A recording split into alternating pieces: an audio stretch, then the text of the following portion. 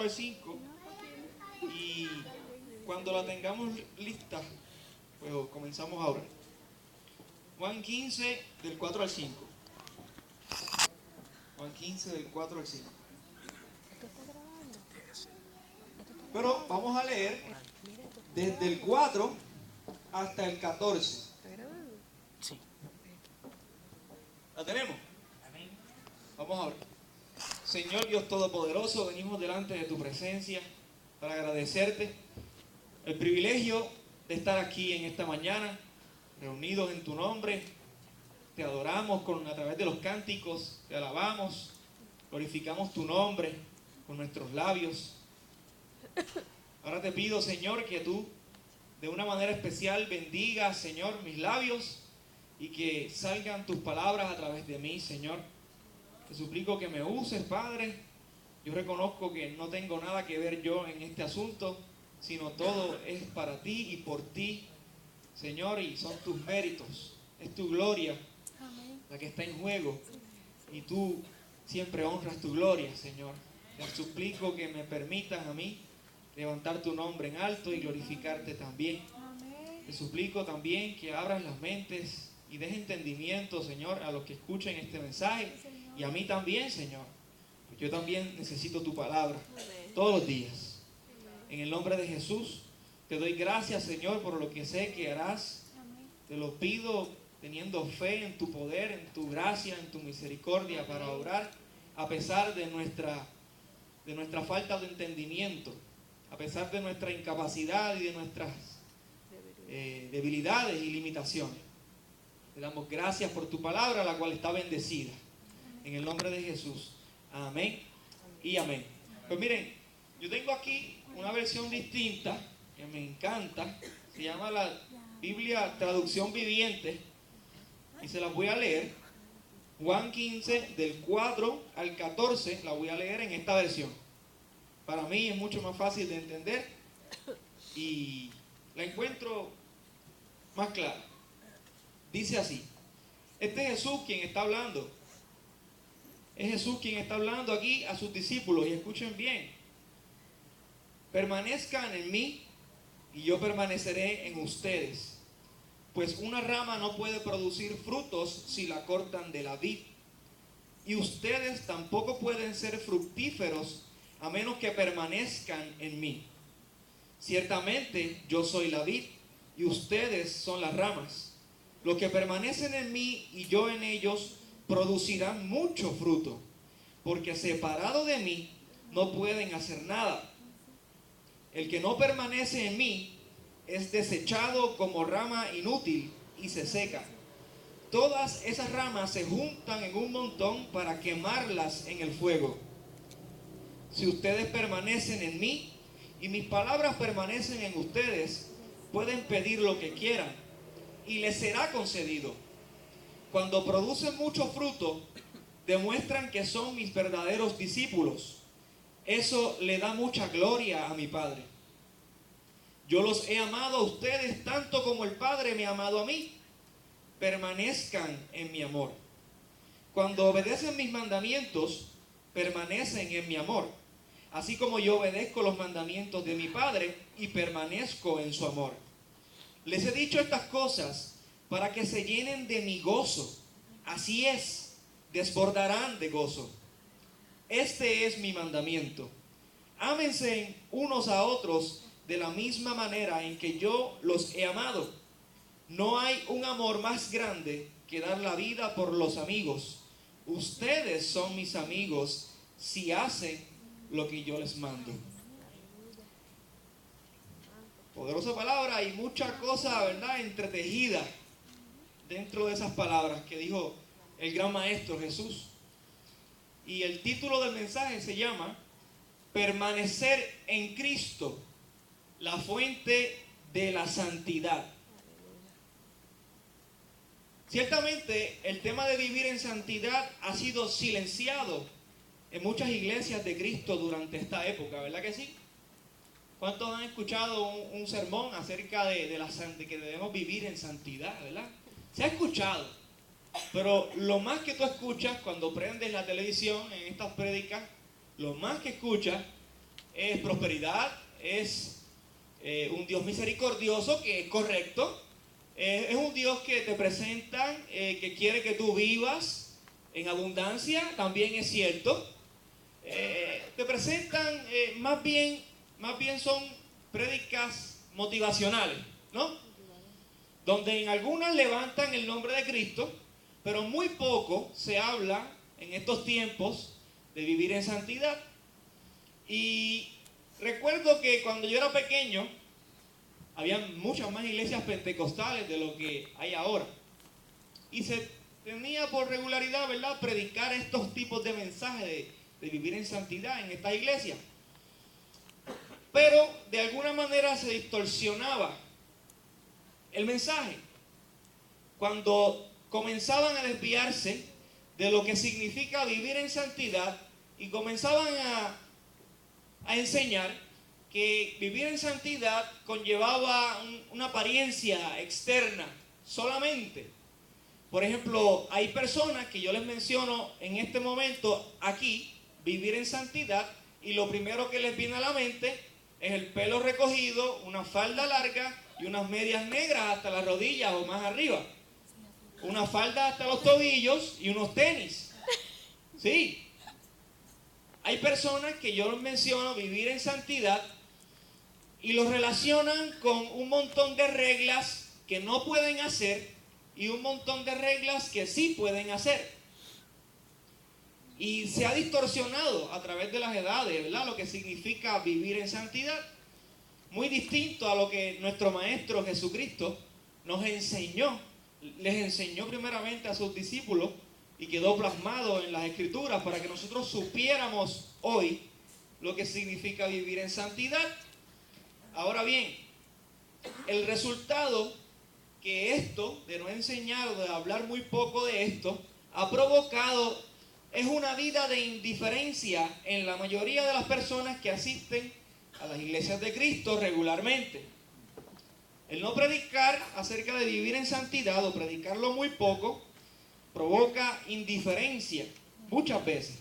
Y esto es algo alarmante, ya que estas personas han dado por sentado, escuchen bien, han dado por sentado que pertenecen al cuerpo de Cristo y que recibirán todos los beneficios que esto conlleva, como por ejemplo la vida eterna, el perdón de pecados, el ser justificado por los méritos de Cristo y el proceso de la santificación que Dios obra en nosotros, en cada uno de los que han creído en Él, entre otros.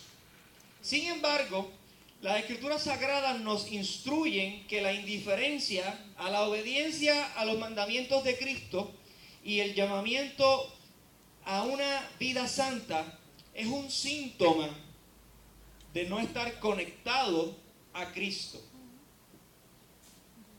El no sentir una preocupación legítima en honrar a Dios con todo lo que hacemos, decimos y pensamos es solo un síntoma, no es la enfermedad. Vamos a ponerlo más fácil. La tos con esputo es un síntoma de que hay una infección, ¿verdad?, en las vías respiratorias. Catarro, pulmonía, diferentes condiciones. Pues asimismo, el no sentir una preocupación legítima por vivir en santidad y honrar a Dios con toda nuestra vida entera, es un síntoma, no es la enfermedad, es un síntoma que te está diciendo, que te está indicando la enfermedad, que la enfermedad es que no estás permaneciendo en Cristo, que estás viviendo o tratando de vivir la vida cristiana separado de Cristo. Esto quiere decir, tratando de obedecer a Cristo sin recibir las fuerzas de Cristo. Estás tratando de obedecer al Señor con tus propias fuerzas. Esto sin duda alguna va a provocar frustración porque no lo vamos a lograr. Dios exige un nivel muy alto para nosotros, ¿verdad?, de perfección, al cual estamos conscientes de que nunca vamos a llegar a ser perfectos en esta tierra.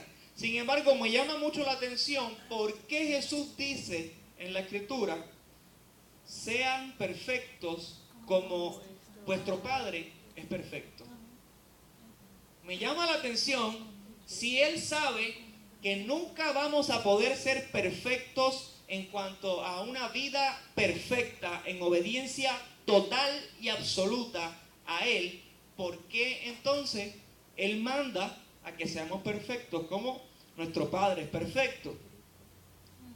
Y ciertamente Él sabe que vamos a fracasar muchas veces, una y otra vez. Lo que Él está tratando de hacernos entender es que el hecho de que nunca lleguemos a ser perfectos no significa que nunca debemos dejar de intentarlo. Y esto de intentarlo tiene que estar bien claro en nuestras mentes, que no puede ser bajo ninguna circunstancia con nuestras propias fuerzas. Necesitamos, escuchen bien, ir a la presencia de Cristo cada día, cada mañana, cada tarde, cada noche, para mortificar nuestra voluntad, mortificar nuestras ganas de hacer lo incorrecto. Su presencia nos va a transformar, es un hecho. Dios ha prometido que su presencia transforma todo, todo. Y no dejó de impactarme cuando nuestro pastor dijo aquí hace como 3 domingos atrás que hasta la vara de Aarón fue transformada cuando fue puesta en el arca del pacto, en la presencia de Dios. Estaba seca y cuando la pusieron allí reverdeció y dio fruto. Y es algo bien impresionante para mí que Jesús, luego de muchos cientos de años, después de haber pasado eso con la vara de Aarón que reverdeció, Él habla acerca de esto mismo, en un sentido distinto, cuando nos dice: yo soy la vid, ustedes son las ramas, separados de mí se van a secar. Si se secan no sirven para más nada, sino para ser cortados y amontonarlas todas las ramas secas en un mismo lugar y prenderle fuego. Si ustedes permanecen en mí, entonces podrán llevar mucho fruto. Separados de mí no podrán llevar fruto, pues asimismo la vara de Aarón seca no puede llevar fruto, pero una vez fue puesta en la presencia de Cristo, fue ligada a la vid, entonces estaba habilitada para dar mucho fruto, y reverdeció y dio fruto. Y es algo bien increíble para mí, porque me doy cuenta de la soberanía de Dios, luego de cientos de años atrás, hablar lo mismo, y el mismo mensaje, y me da a entender algo del carácter de Dios, que es inmutable, que no cambia, que no hay sombra de variación en Él. Amén. Y es algo que nos debe provocar a nosotros inspiración y motivación. El saber que Dios es uno, ayer, hoy y por los siglos. Amén. El saber que nunca se va a cansar de nuestra conducta. El saber que nunca se va a cansar de nosotros, como muchas veces nosotros nos cansamos de los que están a nuestro alrededor en ciertas ocasiones. A ver, los padres aquí, ¿alguna vez no se han cansado de las malas conductas de sus hijos? Cansa, yo sé que cansa, yo soy hijo y yo he tenido muchas malas conductas a través de toda mi vida. Y yo sé que esta señora que está aquí, mi señora madre, ha llegado a un momento en que se ha desesperado y ha perdido los estribos en algún momento dado de su vida por causa de mi conducta repetitiva. Pero aún así vuelve otra vez ese amor y cubre las faltas y nos enseña el amor de una madre, el amor correcto, ¿verdad?, de una madre. Nos enseña y nos revela también cómo es el carácter de Dios, que a pesar de nuestras faltas ese amor cubre multitudes de defectos. Ahora bien,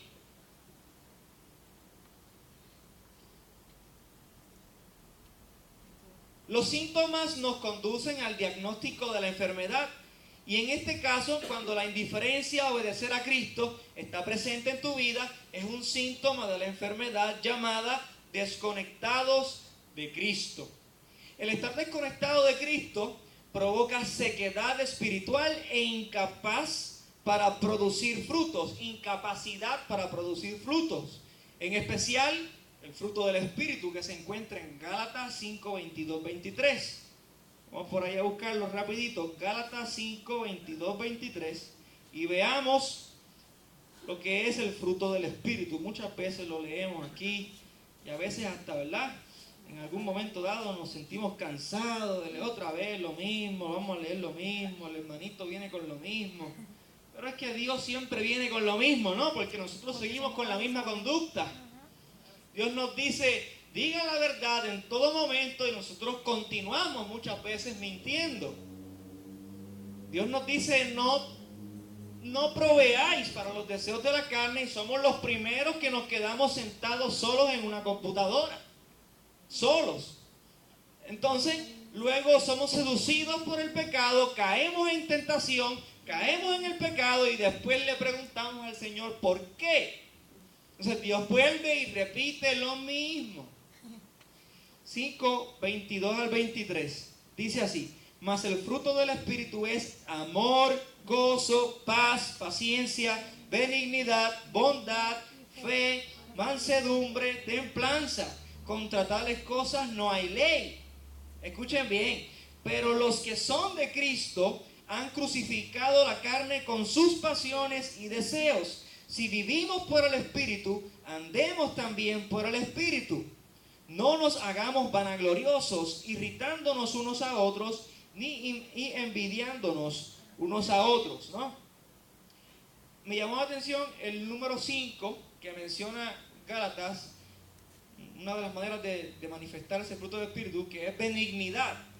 Y la palabra benignidad, escuchen bien lo que significa: benevolencia en la acción, dulzura de disposición, gentileza en el trato con otros. Esta palabra describe la habilidad de actuar para el bienestar de quienes abusan de nuestra paciencia. Jesús estaba lleno de benignidad, ¿verdad? ¿Quiénes abusaron de la paciencia de Jesús cuando Él estuvo en los días de su carne aquí en la tierra? ¿Y cómo Él actuó? Tengo que aclarar que es el Espíritu Santo el que borra la agresividad de carácter de quien está bajo su control. Es aquí donde el Señor nos hace un llamado a permanecer en Cristo, estando conectados a Cristo. Miren, usted nunca va a poder mostrar un amor genuino a nadie. Usted puede creerlo, pero una cosa es que usted, ¿verdad?, piense que sea cierto, y otra cosa es que sea cierto. Usted nunca va a poder mostrar amor a nadie de la manera que honra a Dios, a menos que usted permanezca conectado a Cristo. Usted nunca va a poder dejar de ser un mentiroso, a menos que usted permanezca conectado a Cristo. La presencia de Cristo va a hacer que usted sea transformado. La presencia de Cristo lo va a doblegar a usted, lo va a humillar delante de Él y va a provocar cambios poderosos. Miren, el que usted sea un adúltero o una adúltera, si usted está haciéndole infiel a su esposo o a su esposa, le tengo noticia: no va a dejar de serle infiel a su esposo o a su esposa, a menos que usted reconozca que no puede hacer nada sin Cristo.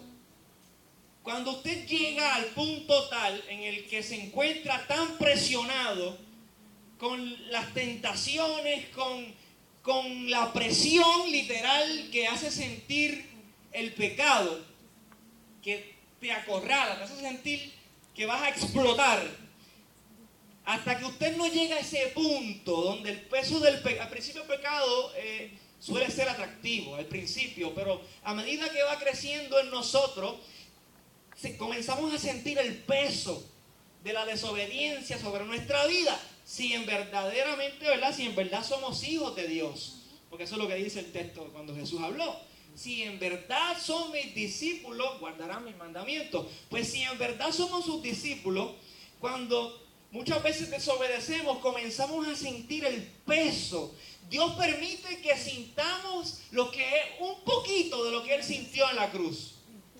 Y ese peso comienza a hacernos presión y comenzamos a sentir dolor, frustración, ganas de llorar, desesperación, porque el Espíritu Santo al mismo tiempo está trabajando en nosotros y nos hace saber que lo que estamos haciendo no está bien y que de alguna manera tenemos que huir y escapar de lo que estamos haciendo.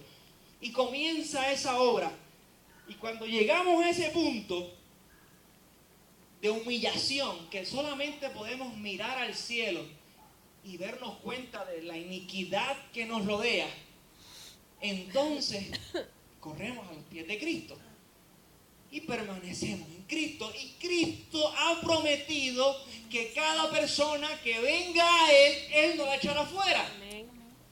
Y si Cristo ha prometido tantas bendiciones, yo me pregunto por qué somos tan cabezas de chorlitos, como decía por ahí, no me acuerdo quién decía eso, decía cabeza de chorlito. ¿Por qué somos tan cabezones? Porque pues, me estoy incluyendo, o sea, me estoy insultando a mí mismo, para que ninguno aquí se sienta mal ni ofendido.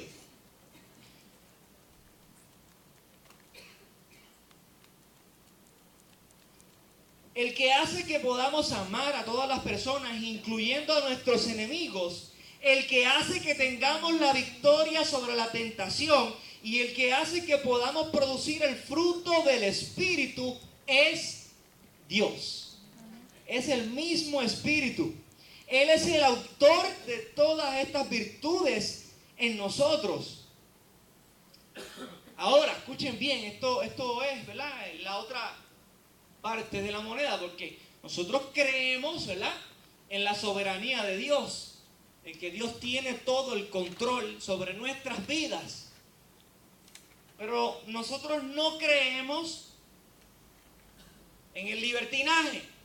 Hay gente que se aprovecha de que Dios tiene el control sobre las vidas de las personas y comienzan ellos a vivir una vida contraria a lo que dice la Escritura, y dicen ellos, yo como quiera voy para el cielo, voy a hacer lo que me da la gana, voy a vivir como yo quiera, porque al fin y al cabo ya Dios me salvó. Escuchen bien lo que dicen: Dios no es mentiroso, Dios no se arrepiente de haberme salvado, así que yo voy a vivir como me da la gana, de espaldas a Cristo, y Dios me tiene que salvar porque Dios me salvó y Él no se va a arrepentir. Así hay gente que piensa. Por lo menos hay gente que no lo piensan, tal vez, y no lo afirman con sus bocas, pero su conducta y su manera de vivir muestra que eso es lo que hay en su corazón. A veces estas personas ni siquiera se han dado cuenta que piensan eso. Pero es simple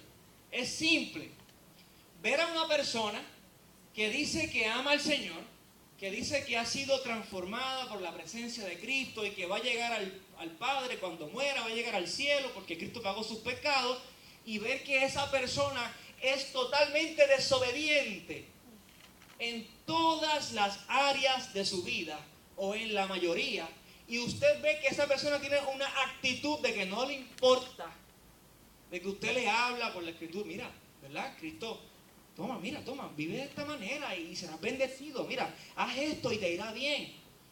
Y tú ves que la persona no presta atención o muy poca. Eso es una señal muy clara de que aunque la persona no lo piense, pero se sabe que esa semilla está en el corazón de la persona, de que piensa que va a llegar al Padre y va a hacer lo que le da la gana, no importando faltarle respeto a Dios 1.3.555.799 veces. Número disparate, ¿verdad? Un disparate, pero lo que quise decirle de manera indefinida y sin pensarlo y sin remordimiento alguno.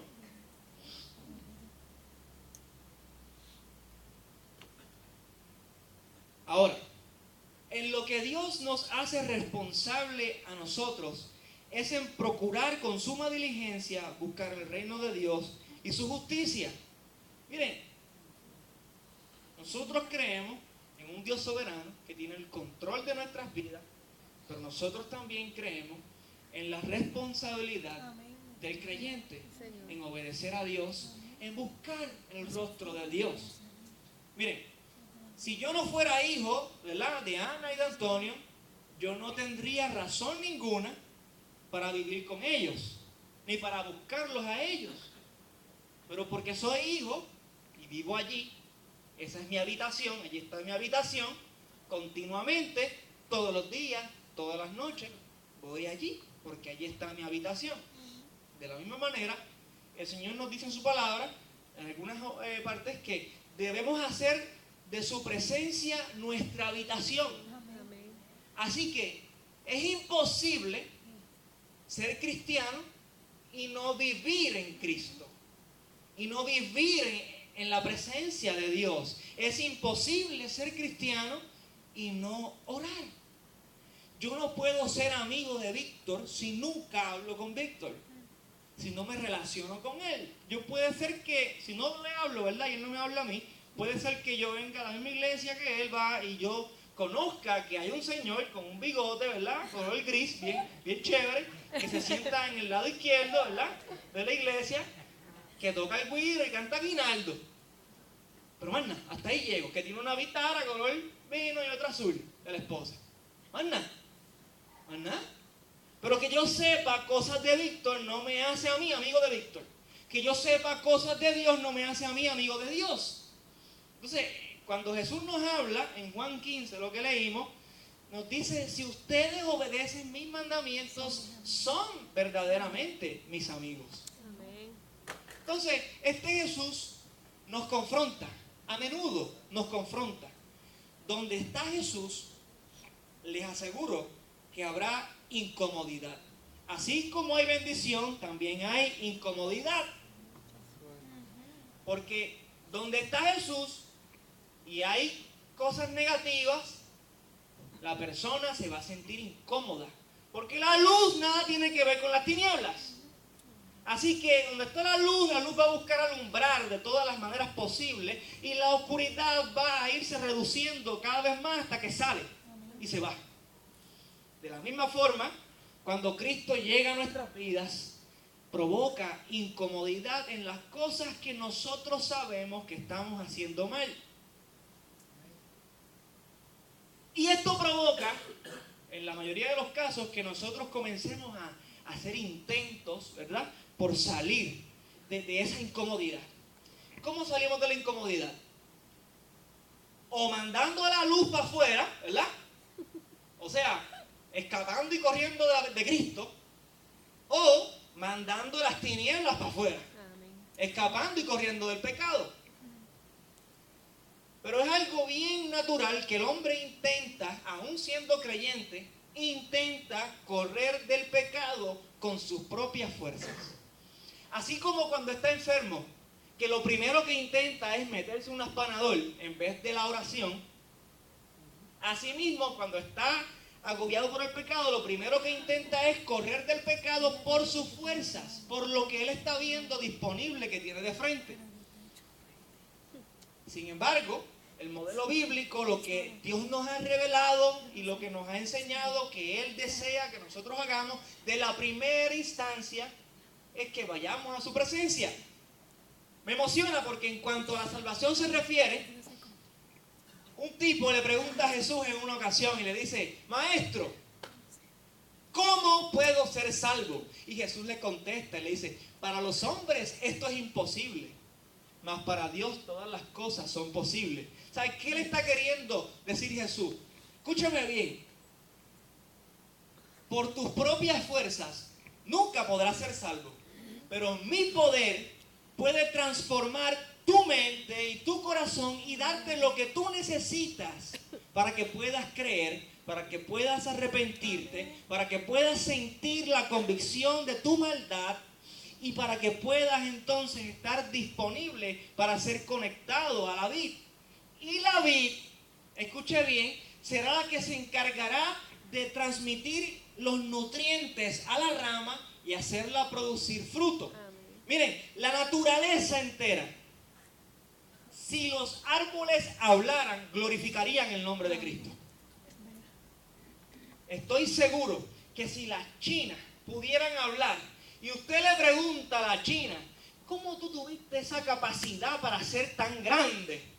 Estoy seguro que la china te respondería: pero espérate, déjame aclararte, que es que yo sola no puedo crecer así de grande. Yo tengo que estar conectada a esa vid, a ese tronco, porque ese tronco coge los nutrientes de la tierra y los absorbe y de alguna manera que no conozco me los hace llegar, y entonces es que yo puedo crecer así de grande como tú me estás viendo. Entonces la gloria no es mía. es del tronco que está conectado a la tierra, que produce, que recibe y absorbe los nutrientes. Entonces, tenemos que entender y aprender de esta ilustración, porque así mismo Dios quiere que nosotros seamos y que estemos conscientes en todo momento que si en algún momento podemos producir un fruto, que no tenemos nada de qué gloriarnos, porque ese fruto no fue producto de nuestra obediencia. Porque es el santo varón de Dios, el apóstol Guillermo Torres. Nada que ver. Ese fruto que usted dio o que usted produce, lo está produciendo porque usted está conectado en su casa, día tras día, tarde tras tarde, noche tras noche, en la presencia maravillosa y transformadora de Cristo. Y esa presencia del Todopoderoso es la que hace que usted muestre ese fruto. Amén. Hermano, esto lo que nos hace, lo que nos revela es cuán débil somos. Nos revela nuestra humillación, que no somos nada, que tenemos la necesidad de depender de Cristo todo el tiempo. Y nos revela el carácter poderoso de Dios. Por eso es que dice la Biblia, de lo vil y de lo despreciado escogió Dios. De lo que no sirve, para avergonzar a lo que se cree que sirve. ¿Verdad? Y es que una rama por sí sola, desconectada del tronco, no sirve. No sirve. Pero gracias a Dios que Dios se empeñó en lo que no sirve. Porque si no, nosotros no pudiéramos ser herederos de nada. Yo no sé usted, pero yo no sirvo. Yo necesito a Cristo en mi vida. Y esa debería ser, ¿verdad?, la mentalidad de todos los que buscan el rostro de Cristo. Sin ti, Señor, no sirvo. Si sirvo es porque tú haces que yo sirva.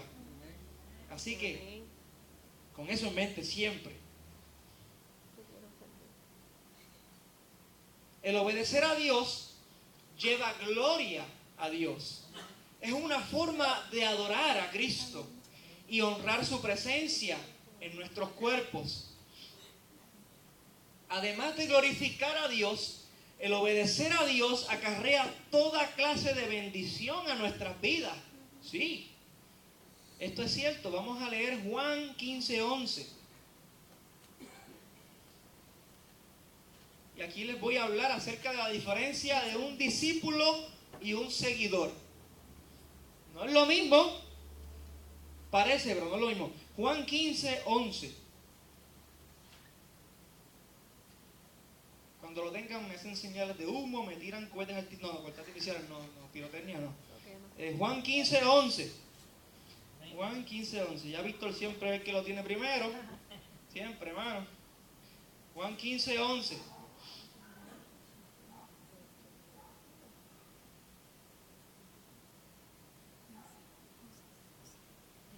Juan 15:11, precisamente ese versículo no habla de la diferencia entre un discípulo y un seguidor. Sé que se están rompiendo la cabeza muchos ahí. Ese versículo lo que habla es de los beneficios que trae glorificar a Dios sobre nuestras vidas. Que dice así: estas cosas os he hablado para que mi gozo esté en vosotros y vuestro gozo sea cumplido. Entonces, ¿verdad? Retomando otra vez una de las cosas que produce la obediencia personal de nosotros a Dios es gozo en nuestras vidas. Hay veces que usted está en una situación bien horrible, bien horrible. Puede ser muerte de un familiar, puede ser crisis económica, puede ser hambre, necesidad de alimento, pero hay muchas veces que dentro de esa crisis usted se siente satisfecho y gozoso y no le importa que el mundo se le caiga. Hay otras veces que no, hay otras veces que usted está en la depresión y lo consumió y te llora que te llora y llora que te llora. Pero cuando usted puede tener gozo y experimentar esa satisfacción en medio de las tribulaciones, verdaderamente es porque la presencia de Cristo está alrededor y dentro de usted. De alguna manera, esto ha sido un producto de la obediencia suya a Dios en estar permaneciendo en Cristo. Ahora sí, vamos a hablar de la diferencia, ¿verdad?, entre un discípulo y un seguidor. Porque en Juan 15, donde leímos al principio, hay una parte por aquí que estoy buscando que habla de los discípulos y les quiero repetir.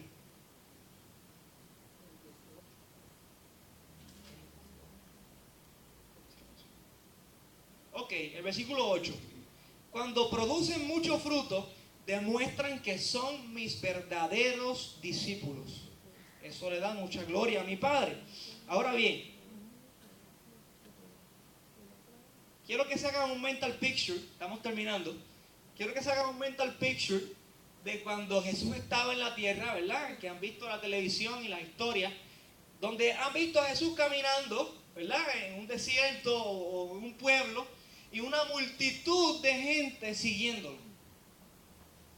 ¿Lo han visto, verdad que sí? En esa multitud habían discípulos y habían seguidores, pero no todos eran discípulos. En esa multitud habían personas que estaban simplemente para chismosear lo que Jesús estaba haciendo. Habían personas que simplemente veían para llevar y traer. Veían para llevar y traer. En buen sentido y en mal sentido, porque está bien que usted vea lo que Dios hace y lo cuente para el frente, ¿verdad? Y glorifique a Dios de esa manera. Pero habían personas en esa multitud siguiendo a Jesús que querían tirarle un trambo a Jesús. Querían encerrarlo, querían apedrearlo y estaban allí en la multitud siguiéndolo. Pero también estaban los discípulos. Los fariseos también estaban allí siguiendo a Jesús, los mismos que se dice en la Biblia que se reunían entre 2 y 3, entre 4, y decían entre ellos, mira acá, ¿qué le diremos a Jesús ahora? Y dice la Biblia que ellos iban a decirle algo con la intención de probar a Jesús. Y se reunían en complot y tú le dices esto, pero ven acá, y si yo le pregunto esto y él me responde esto, ¿qué le diremos? Porque si le contestamos de esta manera, la multitud se enoja con nosotros, y si le contestamos de la otra, entonces él nos va a decir, ustedes sabían ya. ¿Sabes? Mire esto, esas personas malas estaban en la multitud siguiendo a Jesús. ¿Qué nos quiere hacer saber el Señor con esto? Un discípulo obedece las enseñanzas de su maestro. Ahí está la diferencia. Entonces Dios te hace a ti una pregunta en esta mañana. ¿Qué tú eres? ¿Un discípulo o un seguidor? Si eres discípulo, dale gloria a Dios. Si eres seguidor, ¿verdad? Yo te motivo a que tú le pidas al Señor y tú abras tu corazón y le digas a Él que no puedes por ti mismo cambiar, que necesitas a Él, su presencia, para ser transformado en un discípulo. Escucha bien, miren un ejemplo sencillo de lo que es un discípulo. La Biblia dice, ¿verdad?, que debemos predicar el Evangelio a toda criatura. No me conteste, pero contéstese a usted mismo. Usted está hablándole a la gente de Cristo, del Evangelio, de lo que Él hizo en favor de aquellos que le creen. ¿Sí o no? Si la respuesta es no, pues tengo que decirle y confrontarlos con la Biblia que esto está demostrando con esa actitud que es un seguidor y no es un discípulo. Tan sencillo como eso. Si usted está predicándole el Evangelio a las personas, no importándole a usted que usted sea tímido, usted está enfrentando su timidez, a pesar de que se para frente a las personas y le tiemblan las piernas, y usted, ¿y qué digo si me dicen esto? Pero no importa, usted está haciéndolo y esto está obedeciéndolo. Si eso es así, usted es un discípulo y usted está obedeciendo el mandamiento de Cristo. Y esto es excelente, es lo que Dios quiere. Al final, luego de haber sido diligentes en buscar ser llenos del Espíritu de Dios, buscando su rostro en oración, escudriñando su palabra y adorándole, nos daremos cuenta que fue Él mismo el autor de nuestra diligencia al producir en nosotros el querer como el hacer. Ahí entra la soberanía de Dios en nuestras vidas, que hace que nosotros deseemos y hagamos lo que es bueno, agradable y perfecto delante de Él. De esta manera no tenemos nada de qué gloriarnos cuando nos presentemos a Él. No, yo fui obediente porque te buscaba de muy de mañana. Daniel, el que habla la Biblia, me llega a los tobillos porque fui más obediente que él. O sea, eso no va a existir, porque Dios produce en nosotros el querer como el hacer. Pero las personas que usan ese versículo para aprovecharse de la bondad de Dios y decir, Dios produce en mí el querer como el hacer, por lo tanto, si hoy peco es porque Dios produjo en mí el pecar. Suena absurdo y es absurdo, pero hay personas que lo piensan así. Entonces es aquí donde otra vez la presencia de Cristo hace sentirnos incómodos. Cada vez que pensamos algo que es contra su carácter o contra su palabra. Y nos revela que el hecho de que nosotros sepamos que Dios produce en nosotros el querer como el hacer por su buena voluntad, no es un derecho para que nosotros